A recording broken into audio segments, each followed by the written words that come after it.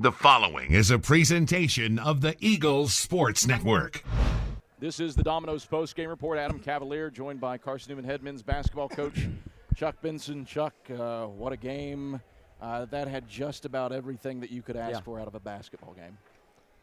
Wow. Wow. That was a good one, man. That was a good one. LMU is an outstanding team, obviously. Their number 2 national ranking is absolutely deserved. But I'm just so proud of our guys. I'm so happy for them.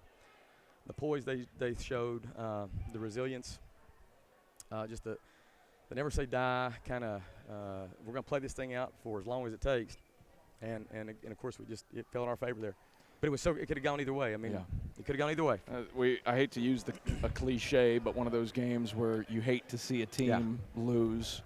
Eagles played hard. Rail Splitters played tremendously hard. Yeah. How did you weather that effort from them and an offense that shot it at a 58% clip?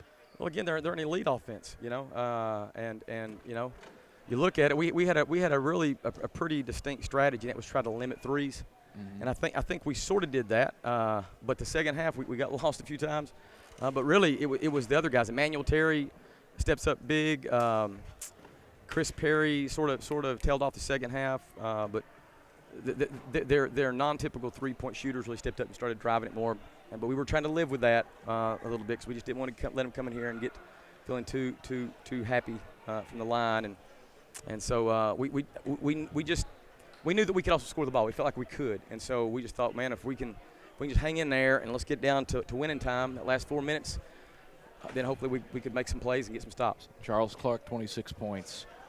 9 rebounds, 8 of 8 from the line. Sean Jones, 26 points, 11 rebounds, his second double-double, and an Eagle jersey. What were those two doing that was impossible for LMU to stop? Well, Sean's a tough matchup because he's sort of an undersized kid, but he's so physical, he's so strong, he's so tough, he's so confident, and then he's resilient, or just he never stops sort of going to the board. So he's a tough matchup.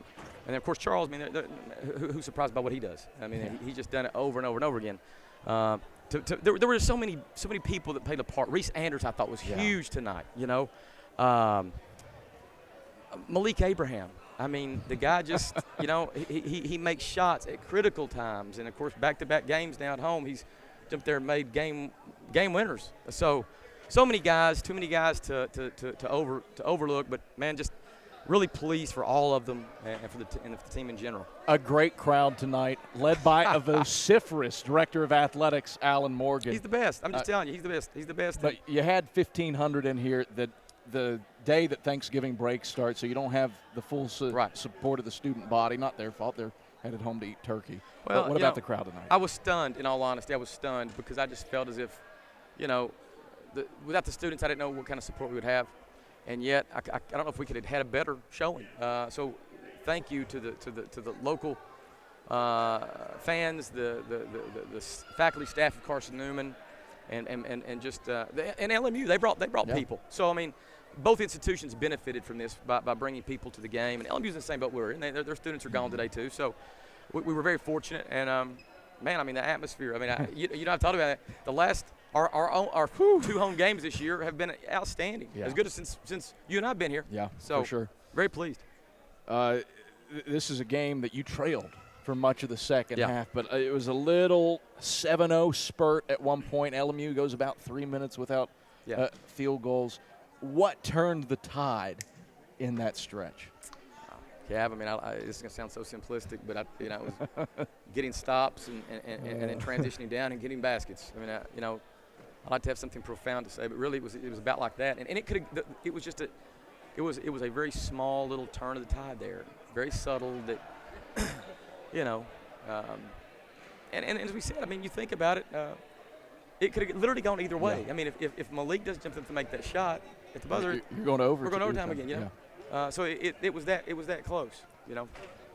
Where do you go from here? Obviously, Thanksgiving coming up, and then I don't think it gets any easier. Kentucky, Wesleyan, Winona State, Hillsdale, some combination of those teams this weekend. We'll get together tomorrow afternoon and, you know, let these guys sleep in a little bit. They deserve it. Get together tomorrow afternoon and talk about our next opponent, which will be Hillsdale on Friday in Owensboro, Kentucky at the Kentucky Wesleyan tournament, Thanksgiving tournament. So We won't really practice tomorrow. We'll go over our stuff, and then we'll get up. Unfortunately, we get up Thanksgiving morning and take off the drive to Owensboro. And of course, that's really devastating to me personally because my family has a big Thanksgiving Day deal. And we have one day a year, deep fried Cajun turkey. So I'm going to miss that. And you're stuck with me instead. A turkey nonetheless. Chuck, congrats on the win as we party toward the midnight hour. Thanks, Kev. That is Carson-Newman head men's basketball coach Chuck Benson. We'll take a